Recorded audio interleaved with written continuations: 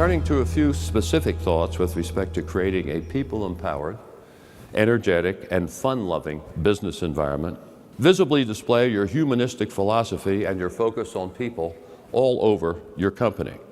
If it's public, you have to dedicate yourself to it or be known as a phony and a hypocrite.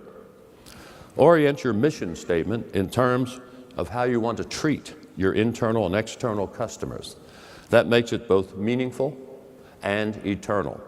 I laughed when a consultancy came to us and said, we'll help you draw up your mission statement. I said, well, by God, if we can't draw up our own mission statement, I think we ought to fold this and go out of business because you think we don't know what our mission is?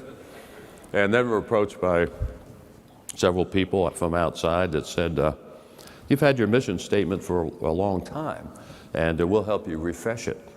And we said, well, that's like saying that Deuteronomy and Ecclesiastes have been around for a long time, and we'll kind of refresh them and bring them up to date. Because if you focus on your people, your mission statement is eternal. Describe what you're looking for in new hires. It's amazing how many people don't do that. They're just kind of filling slots as they come open. And frequently refresh your recruiters and your interviewers as to those criteria. For instance, at Southwest Airlines, only by way of exemplar, we're seeking new hires with a warrior spirit, a servant's heart, and a fun-loving attitude. Hire for attitude, train for skills, and look for leadership capability in every potential employee. Bad attitudes metastasize throughout your organization, no matter where they're located. We will take a person with a positive attitude and lesser education, experience, and expertise over someone who has all of those attributes but has a very bad attitude. Use model employees in the hiring process. Who knows better whom to hire than your best people? Give your personnel department veto power over all new hires in every department, based on its appraisal of attitude. As an acquaintance of mine puts it succinctly, and I really mean this, on the walls of his company, no assholes need apply. And I'm not kidding you. He was interviewed on CNBC, I think it was, and they had to blur out all the signs around his offices because it says, no assholes. That's why I've never been allowed to visit his offices.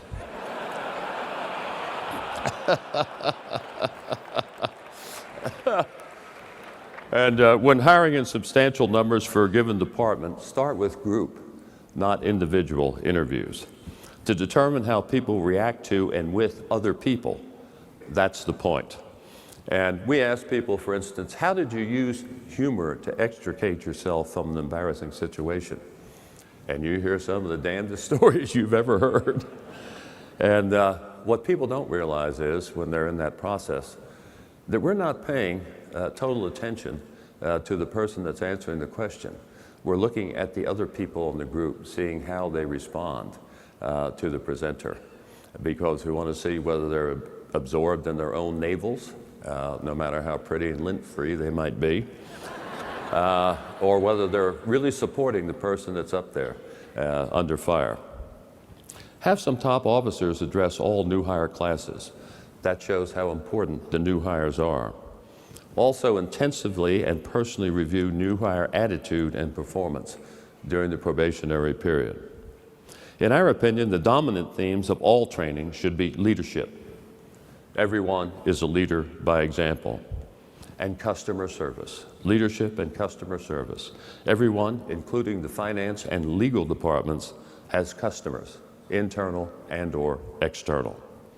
The general office is basically only the supply corps for the troops in the field. Their servant, not their master. Provide guidelines only, not rules. The golden rule is the fundamental guideline. And give your employees the flexibility to make decisions on the spot. I got a letter from a probationary employee, as an example, in Baltimore. And because of winter weather, we couldn't fly from Baltimore to Islip MacArthur Airport on Long Island. Now, you understand she'd only been there 4 months.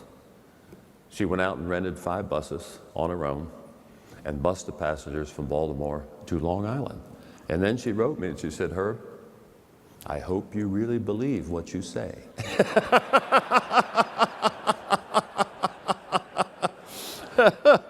And so we gave her an award for her initiative and her bravery.